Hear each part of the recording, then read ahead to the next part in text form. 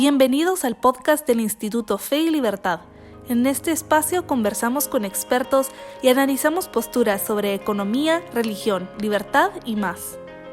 He descubierto dos cosas importantes. Primero, que tengo que hablar rápido para que puedan comer la sopa. Y segundo, estoy ubicado donde se ubican los presidentes norteamericanos. Impresionante. Espero que no me dé un ataque de ambición de poder. Bien, bueno, tengo chistes mejores que esos, ya van a ir saliendo.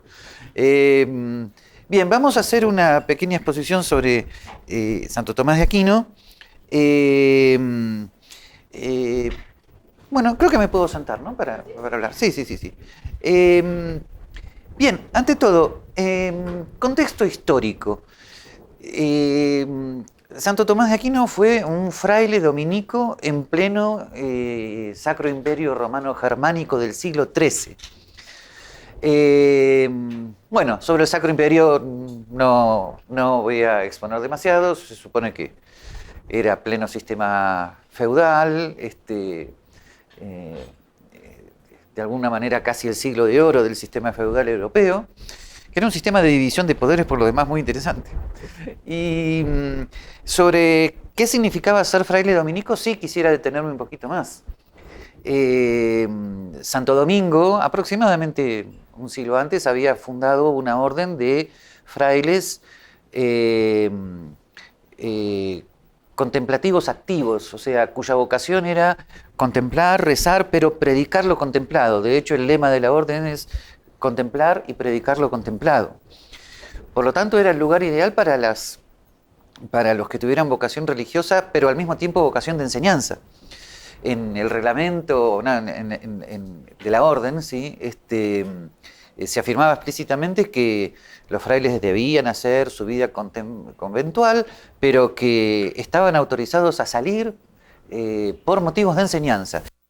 De hecho, los frailes dominicos enseñaban habitualmente en las universidades de la época, en una buena situación de libre competencia con los maestros seglares, como se los llamaba en ese entonces. Y además la orden dominica era en ese momento, junto con la orden franciscana, un ejemplo de austeridad y de cumplimiento de los mandatos evangélicos en contraposición con otros usos y costumbres de la época no del todo santos. Así que Santo Domingo tenía plena autoridad moral para predicar el evangelio. A esa vocación es la que se siente llamado el niñito Tomás de Aquino, que nace en una familia rica, en Aquino, que tenía la esperanza de que su niño fuera obispo o pontífice, pero no, el niñito Tomás, totalmente brillante, intelectualmente, se hace fraile dominico. Voy a contar una sola anécdota de él, de las pocas que se conocen, que define su personalidad muy bien. Era una combinación casi única, creo que ninguno de nosotros podría intentarlo, era una combinación casi única entre ingenuidad y lucidez intelectual asombrosa, ¿no? En determinado momento sus compañeros de orden le dicen, mirá, Tomasito, hay una vaca que vuela, ¿no? Una vaca volando, y entonces Fray Tomás rápidamente se acerca a la ventana a ver la vaca que está volando, y entonces todos los frailes comienzan a reírse de su peculiar compañero de orden, y Santo Tomás responde, bueno, pero prefiero creer en que una vaca vuele y no que pensar que un fraile mienta. Ok, bueno, así que con esa respuesta les dio una buena enseñanza a sus compañeros de orden. Bueno, él asiste a las clases de Fray Alberto Magno.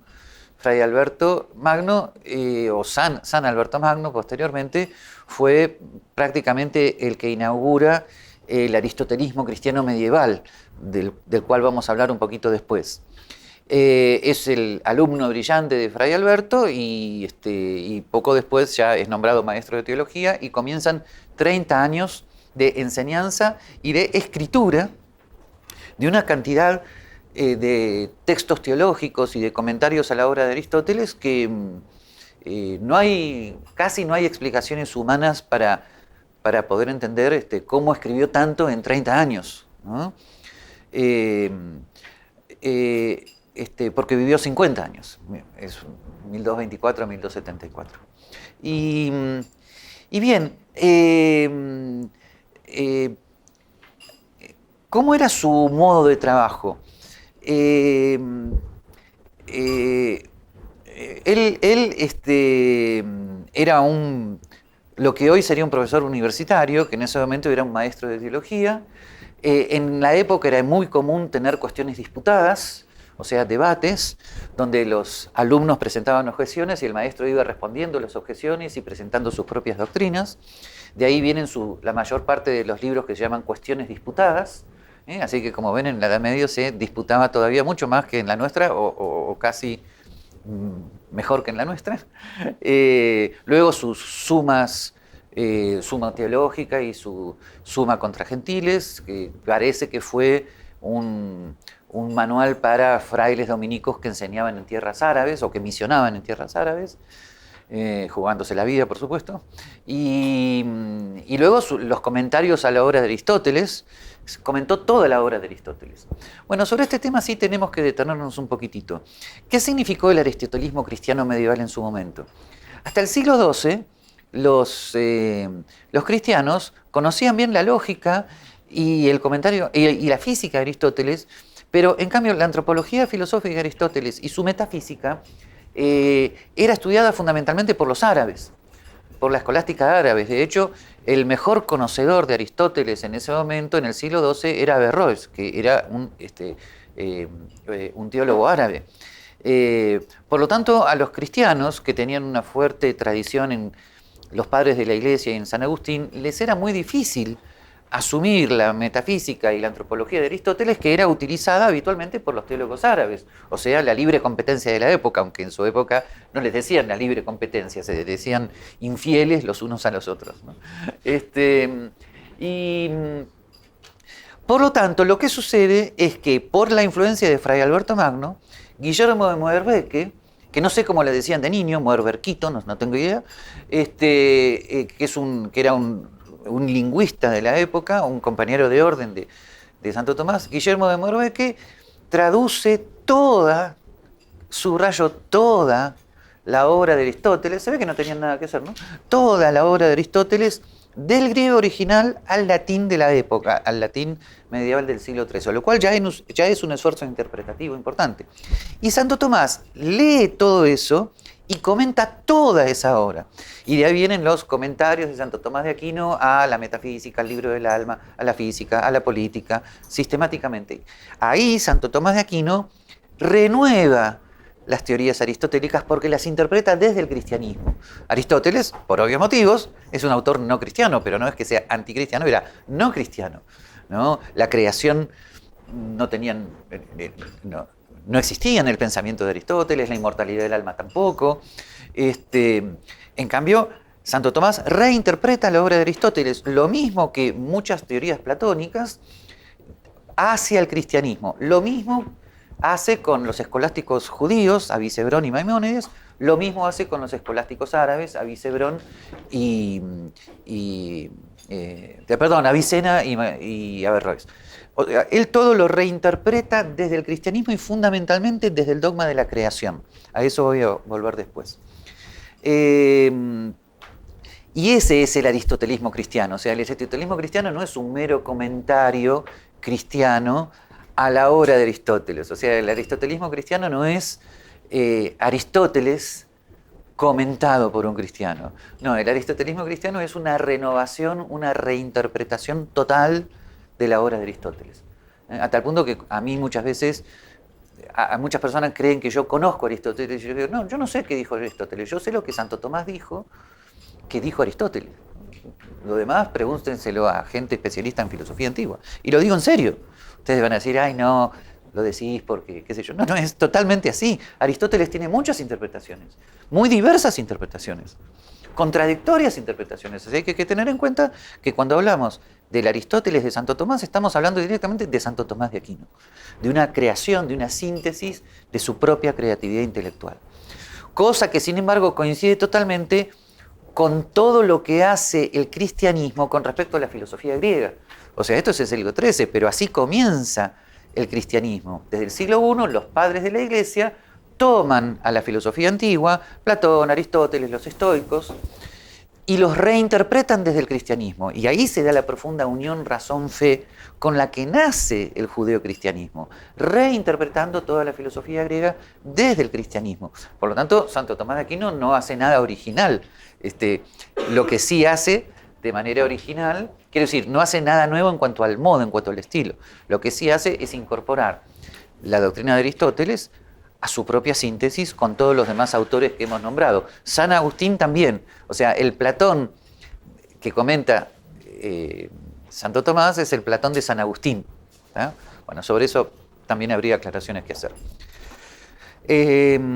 Habitualmente, ya les dije cómo son las cuestiones disputadas, ¿no? Objeciones, la posición del autor, la respuesta a las objeciones, los comentarios a la obra de Aristóteles es colocar el párrafo de Aristóteles y luego la interpretación de Santo Tomás. El párrafo de Aristóteles, luego la interpretación de Santo Tomás, y así permanentemente, por eso son textos muy largos. ¿Okay? Si bien Santo Tomás escribía corto, pero eran infinitas frases densas. No como algunos autores contemporáneos, que no voy a nombrar, que tienen solamente finitas frases disparatadas. Bueno, entonces,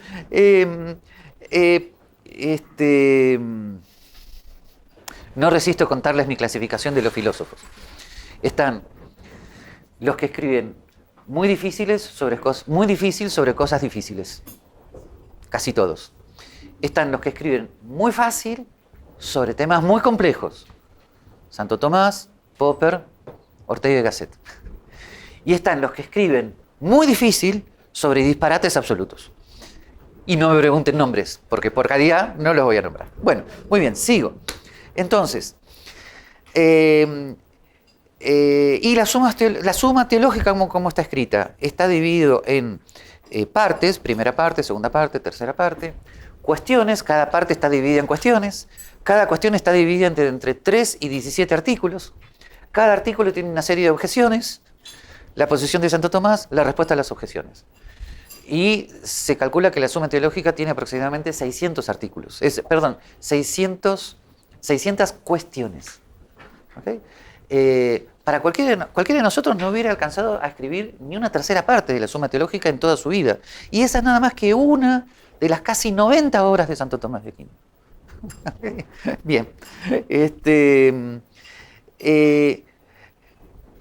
Santo Tomás de Aquino es el maestro de la armonía razón-fe, por todos los que les cuento. O sea, ¿qué es lo que...? Santo Tomás de Aquino no era filósofo, era teólogo que utilizaba la filosofía de los antiguos para hacer apologética de la fe católica.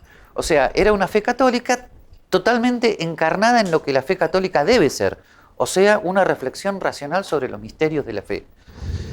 La fe católica nace en una armonía razón-fe. Bueno, Santo Tomás de Aquino es el modelo de esto.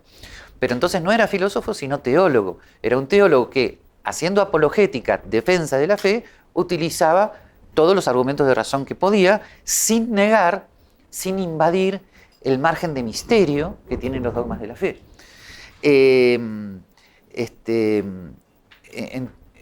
Eso, como iba a decir otra cosa y me olvidé. Eso en cuanto a la armonía razón-fe.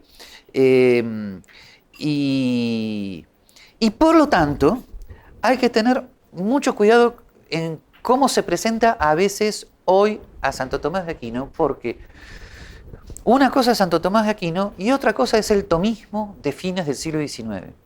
El tomismo de fines del XIX, y esto que voy a decir es muy polémico, lo que hace es presentar a Santo Tomás de Aquino como si fuera solamente un filósofo, sobre todo como si fuera un mero comentarista de Aristóteles, le quitan todo el contexto teológico y lo presentan como un filósofo contra los malos se supone que son los filósofos modernos, y entonces el tomismo elabora manuales, Santo Tomás no escribía en manuales de filosofía, ¿no? Con los cuales aprenden filosofía los que van a ser sacerdotes y que por lo tanto tienen que combatir a los malos, ¿no? Bueno,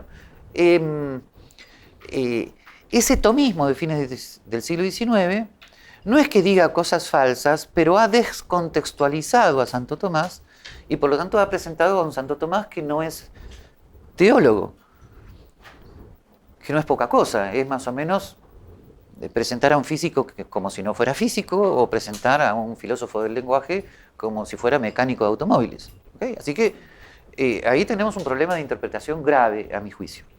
Entonces yo siempre digo que hay que presentar a Santo Tomás como teólogo. Y el Aristóteles de Santo Tomás es, como ya les dije, el Aristóteles interpretado por Santo Tomás para defender la fe católica, utilizando, por lo tanto, elementos que ya estaban en Aristóteles de una manera que Aristóteles no se hubiera podido imaginar nunca. Y después, si quieren, vamos a algunos ejemplos. Queda entonces pendiente la pregunta, a la cual voy a intentar responder. Pero ¿cómo puede ser que entonces nos presentes a ese Santo Tomás teólogo para los problemas actuales, donde la gente no quiere saber nada en general con teología? ¿Okay? Entonces, ¿cómo hacer? Bueno, a eso voy a llegar. O en todo caso, los dejo ir a buscar la sopa y luego... no, ya veo que algunos tienen la sopa. Ese tema me dejó preocupado. Muy bien.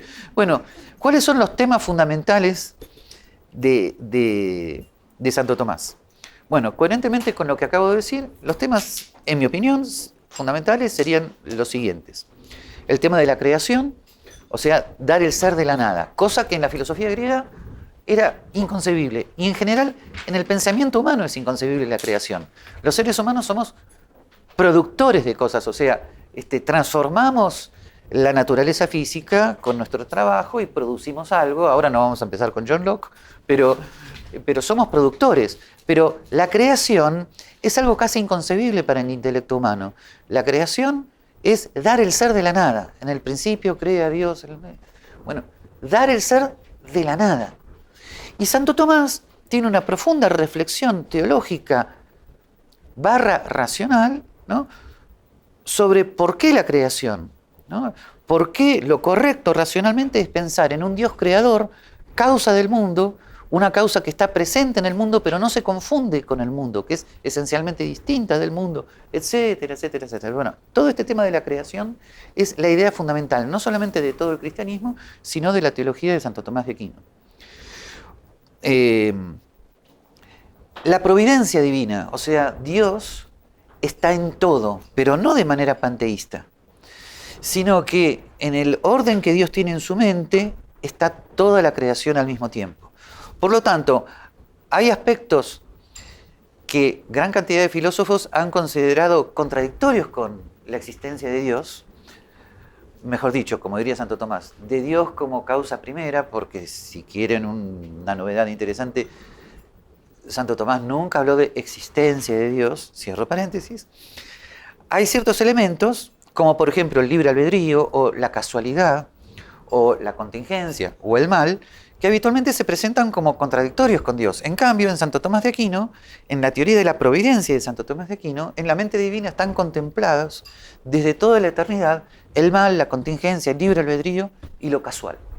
Bueno, habitualmente los manuales tomistas no llegan nunca a este tema, o llegan al final, cuando el pobre lector está agotado y ya... No, hay que comenzar con esto.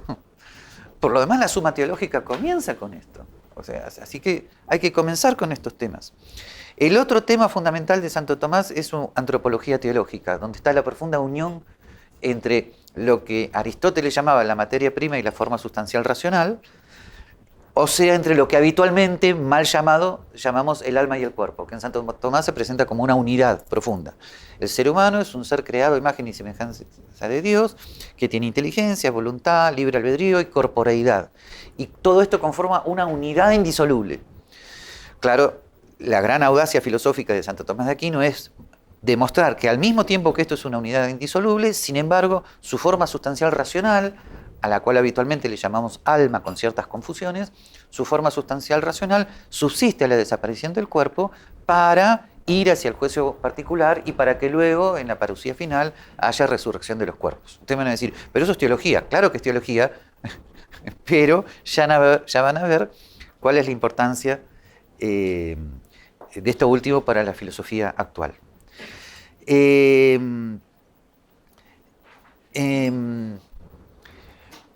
Pero entonces, dicho todo esto, ¿cuál es la importancia de todo esto para el diálogo con la, ahora sí, filosofía moderna y contemporánea?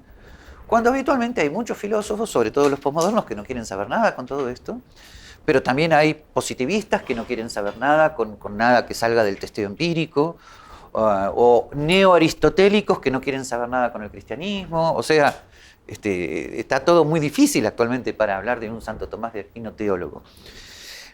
Sin embargo, el diálogo auténtico nunca consiste en despojarse de quien uno es para hablar con el otro. Un teólogo, si quiere hablar con un agnóstico, no le puede decir, no, pero mira que yo de teología no te voy a hablar. No podés hacer eso. Yo, teólogo, voy a establecer un diálogo contigo, con el no creyente.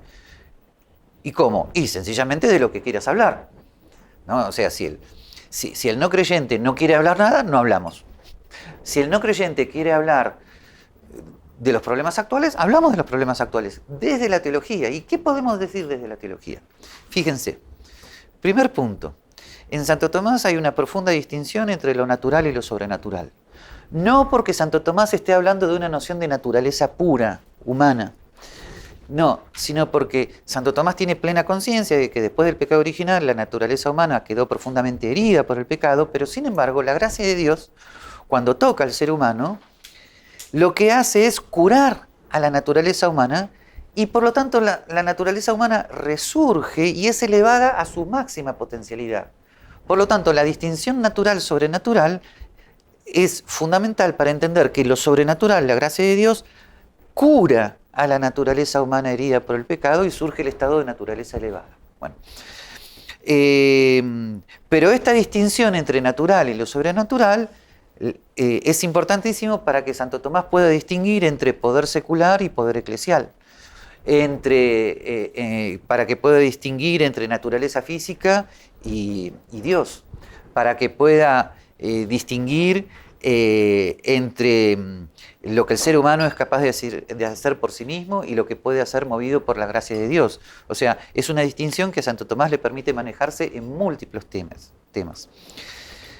Para la actualidad, esto tiene que ver con muchos temas sociales, que en su momento Santo Tomás de Aquino manejó en el contexto del Sacro Imperio Romano-Germánico, pero sin embargo siguen siendo actuales en el sentido de que siguen siendo legados que podemos utilizar actualmente. Por ejemplo, Santo Tomás distinguía entre la potestas de la Iglesia y la potestas del príncipe secular, pero afirmaba que el príncipe secular es causa eficiente principal, o sea, verdadero poder en su propio ámbito. O sea que el príncipe secular no era un mero títere de la Iglesia, no era un mero instrumento del poder eclesial. Esta doctrina de Santo Tomás es utilizada luego por Francisco de Vitoria en el siglo XVI para hablar de la desclericalización, porque Francisco de Vitoria en el siglo XVI afirma que los reinos precolombinos no cristianos, si respetan el bien común, pueden ser buenos, cosa que un no tomista no hubiera dicho jamás. ¿Ven? Y por lo tanto, Francisco de Vitoria, citando a Santo Tomás de Aquino y Aristóteles, desclericaliza el poder. ¿Qué quiere decir esto? Que Francisco de Vitoria tiene la audacia de decir que no necesariamente un poder político para ser legítimo tiene que estar legitimado por el pontífice. Francisco de Vitoria no hubiera podido decir esto nunca si no hubiera sido por Santo Tomás de Aquino. ¿Ok? Y esto que dice Francisco de Vitoria es el fundamento de lo que hoy Benedicto XVI llama la sana laicidad del Estado, en contraposición a el laicismo, que es echar toda influencia cristiana de la vida pública. La laicidad, en cambio, reconoce la influencia cultural del cristianismo al mismo tiempo que reconoce una esfera propia del ámbito del bien común temporal, o de lo que hoy llamaríamos del poder del Estado en el sentido moderno del término, que no existía en la Edad Media. Buena noticia, en la Edad Media no había Estado. Así que los anarcocapitalistas contentos, ¿ok? Claro, había otro tipo de problemas, pero ese no. Bueno, no había pasaportes tampoco, les cuento, no había vacunas, en fin, pues podríamos seguir, ¿no? Bueno, ok, es verdad, no había pasaportes.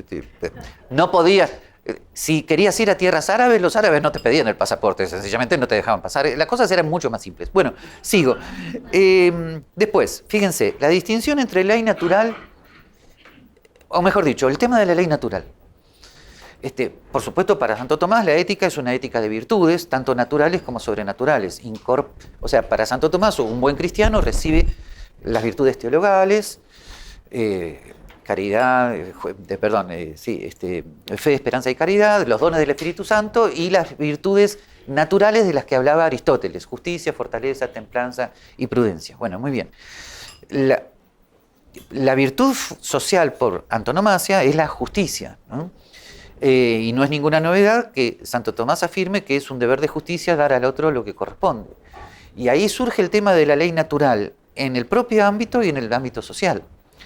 Esa ley natural, o sea, que lo que hace es hablar de cuáles son las exigencias éticas que corresponden a la naturaleza humana, es el fundamento de que en el siglo XVI, de vuelta, los escolásticos hablaran de que todos los seres humanos tienen una dignidad natural que debe ser respetada y que por lo tanto el poder, sea quien fuere, eclesial o temporal, no puede violar esa dignidad. O sea, no puede no dar al otro lo que le pertenece. Y lo primero que le pertenece al otro es respetar su naturaleza humana en tanto tal. Y por eso los escolásticos comienzan a hablar de los primeros derechos frente al poder. ¿Está? O sea que el súbdito tiene derechos frente al poder porque hay una ley natural que limita al poder. Y este es el origen de los derechos de la persona y de las libertades individuales en los pensadores liberales católicos del siglo XIX, como Rosmini, Lacordaire, Montalembert, Lord Acton. Lord Acton hereda también esta teoría, etcétera, ¿no? O sea, el liberalismo el liberalismo católico del siglo XIX no hubiera sido posible sin la segunda escolástica, y la segunda escolástica no hubiera sido posible sin el pensamiento de Santo Tomás de Aquino. Pero esto no quiere decir que Santo Tomás de Aquino hubiera podido prever el escenario concreto de la segunda escolástica o del siglo XIX-XX, pero como ustedes pueden ver, la teoría de la ley natural permitía una continuidad en cuanto a la tesis teológica fundamental que contiene la teoría de la ley natural. La distinción entre ley natural y ley humana también es uno de los más profundos legados de Santo Tomás de Aquino, porque Santo Tomás de Aquino afirmaba claramente que la ley humana, o sea, que tiene que ser concomitante con la ley natural, la ley humana, o sea, lo que los seres humanos podríamos llegar a legislar, y ahora en este momento, si quieren lo dejamos para la parte de las preguntas, no nos vamos a meter con la diferencia entre common law y legislación. La ley humana, dice Santo Tomás, está hecha para una multitud de hombres, la mayor parte de los cuales no son perfectos en la virtud. O sea, la ley humana está hecha para seres humanos imperfectos. Y por lo tanto, la ley humana no abarca todos los preceptos de la ley natural, sino los más sencillos, los más sencillos que son posibles de cumplir para la mayor parte de los seres humanos. Y por lo tanto, dado que la ley humana no abarca todo lo que abarca la ley natural, hay un espacio de tolerancia. Que Santo Tomás lo sabía, lo que pasa es que dentro de sus circunstancias históricas. En nuestra circunstancia histórica, este espacio de tolerancia de la ley humana es el fundamento del derecho a la intimidad personal, es el fundamento de que el Estado solamente tiene que custodiar las libertades individuales, pero lo que no está prohibido está permitido. O sea, este es el fundamento que hoy un liberal católico pueda tener para la intimidad personal, que no es poca cosa. Hoy en día que se están discutiendo un sinfín de cuestiones de problemas humanos y si el Estado tiene que intervenir, si el Estado no tiene que intervenir. Bueno, acá tenemos una base teológica para los problemas de hoy, ¿está? Que después lo podemos conversar si quieren. No doy ejemplos porque en este momento sería largo, pero luego en la parte de las preguntas se les termina de atragantar el almuerzo y punto terminado. Bueno, ok.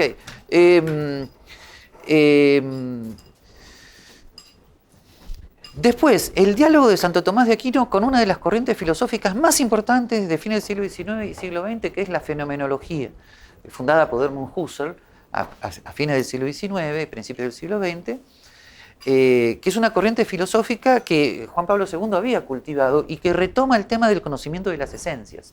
En pleno siglo, fines del siglo XIX, principios del siglo XX, donde el conocimiento de las esencias, después de Kant y del positivismo, había quedado cuasi prohibido, Edmund Husserl, un filósofo judío agnóstico, retoma el tema del conocimiento de las esencias y funda un modo de hacer filosofía que va a la esencia de las cosas mismas.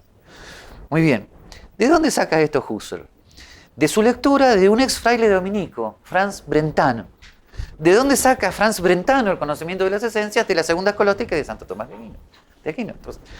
Y el diálogo de la escolástica con la fenomenología es la clave del diálogo de Santo Tomás con toda la filosofía contemporánea. Como ya lo ha hecho Edith Stein, la gran discípula de Edmund Husserl, que luego En 1921 se convierte al catolicismo y luego en 1932 se hace monja carmelita y escribe un libro que se llama El ser finito y eterno, que es una síntesis entre el tomismo y la fenomenología. Que es un libro que se llama Ser finito y eterno, pero el libro de finito no tiene nada y se tarda una eternidad en leer, pero eso es otra cosa. Muy bien. Bueno, después, el tema de la acción libre e intencional, que es fundamental para economía. Todo el tema de la praxeología de von Mises, todo el tema de las ideas y las intenciones las cuales debería tratar la economía, como dice Hayek, todo eso está basado en la idea de una acción libre, deliberada, como dice Mises, como dice Hayek.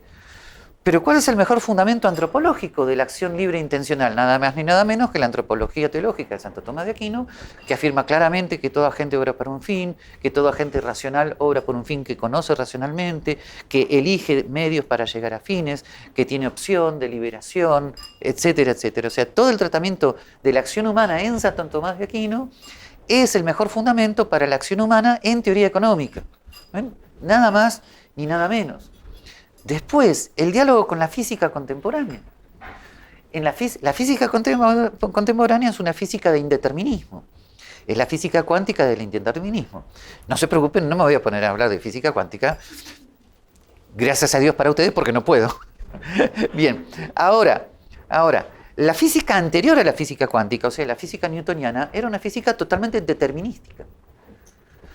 O sea, era una física de leyes absolutas, inmutables, certeras. Era un mundo físico totalmente determinado. Bien. ¿Esa era la filosofía de la física de Santo Tomás de Aquino? No. Santo Tomás de Aquino había absorbido de Aristóteles la noción de contingencia y de casualidad en el orden físico. Santo Tomás de Aquino tenía plena conciencia de lo contingente en el orden físico, que una plantita puede no crecer porque un elefante la pisa. Era plenamente consciente de todas esas casualidades en el orden físico. Era plenamente consciente de las fallas en el orden físico. Bien, por lo tanto, el indeterminismo físico ya estaba en Santo Tomás de Aquino. Y por eso hoy en día hay autores tomistas en la Universidad de Navarra, como Mariano Artigas o Joseph Corcó-Juvignac, que están conciliando a Santo Tomás de Aquino con la física cuántica. ¿Está? O sea, fíjense a lo que llega la hondura del pensamiento metafísico de Santo Tomás de Aquino, ¿no? Y estos son, como ven, buenos ejemplos de cómo combinar el legado teológico de Santo Tomás con problemas que son totalmente actuales. Y last but not least, ¿cómo? Así se dice, ¿no? Bueno, ustedes van a decir, Gabriel, pero no hablaste nada más ni nada menos que de la existencia de Dios. Bueno, no hablé de la existencia de Dios porque Santo Tomás de Aquino no habla de la existencia de Dios. El término existencia en Santo Tomás es reservado a las cosas creadas, no a Dios, ¿no? A Dios se llega como causa primera, ¿no? Pero ¿cuál es la relación? Bueno, podríamos decir muchas cosas sobre esto, pero ¿cuál es la relación del tratamiento de Dios en Santo Tomás de Aquino como teólogo y la filosofía contemporánea? Hay una gran corriente de filosofía contemporánea de la cual ustedes habrán escuchado hablar, que es el existencialismo. El existencialismo, por ejemplo, que destaca el valor del individuo y su libertad en Unamuno y Kierkegaard, a fines del siglo XIX, o el existencialismo de Heidegger, del siglo XX, pero también hay existencialismos cristianos, como el de Bertrand Belte, son menos conocidos, ¿no? Raúl Echauri y otros autores que injustamente en este momento me olvido. La clave de las filosofías existencialistas, sean cristianas o sean agnósticas, es el reconocimiento de la finitud de la existencia humana. Ahora sí utilizamos el término existencia. ¿Qué quiere decir la finitud? Nada nuevo, de que, como decía Platón, el ser humano es un ser para la muerte. O sea, bueno, no les quiero ordenar el almuerzo, pero que somos finitos. ¿Okay? O sea que radicalmente podemos no ser, no porque el no ser esté en nosotros, sino porque radicalmente el ser humano no tiene necesidad de estar existiendo. Somos una casi nada. El ser humano, por su contingencia, está como colgado sobre la nada. De lo cual viene la pregunta, ¿por qué somos entonces si radicalmente podemos no ser? Esa es la pregunta metafísica fundamental. ¿Por qué somos si radicalmente podemos no ser? ¿Cuál es la respuesta de Santo Tomás? Porque existe la causa, por no existe. Por la causa primera del ser, que es Dios. Esa es la respuesta de Santo Tomás. Pero Santo Tomás aplicaba esta respuesta en un contexto totalmente diferente al nuestro. Era un debate que él tenía con San Anselmo en el siglo XI, y además el radical no ser, él lo aplicaba al mundo físico. Pero ¿cuál es el diálogo entonces con el existencialismo actual? Que un existencialista agnóstico reconocería perfectamente el radical no ser de la existencia humana, y Santo Tomás le diría: yo pienso lo mismo. Yo pienso como vos, y yo, discípulo de Santo Tomás, le diría al agnóstico: Santo Tomás es un perfecto fundamento de lo que estás diciendo, o sea, que la existencia humana no es necesaria. La diferencia es que un existencialista cristiano termina en Dios como la causa primera de esa existencia finita, limitada, mortal, y un agnóstico dice: bueno, no sé, la existencia es finita, mortal, y tengamos fortaleza, listo, ¿no? Que es la posición de Woody Allen, by the way. Bueno, ¿quién sistematiza totalmente esta respuesta? En el capítulo 1 de su libro, Edith Stein, 1935, en El ser finito y eterno. De ahí viene el título del libro: el ser finito es el ser humano, de lo cual se va a lo eterno. Con lo cual, Edith Stein se ubica en una línea de Edmund Husserl, de Descartes y de San Agustín. O sea, descubrir el ser de Dios en la interioridad. Ese es el existencialismo cristiano. En la reflexión sobre uno mismo, en la reflexión sobre nuestra vida temporal, sobre nuestros logros y sobre nuestras caídas, sobre nuestro decurso en la línea del tiempo, ahí descubrimos nuestra finitud. Y en el descubrimiento de la finitud, lo descubrimos a Dios como causa primera de lo finito.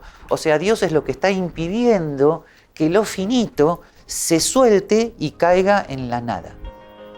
Dios es la causa por lo cual lo finito, ok, te entendí, lo finito no se suelta y no cae en la nada, ¿no? Así que por eso quería concluir con esto, ¿no?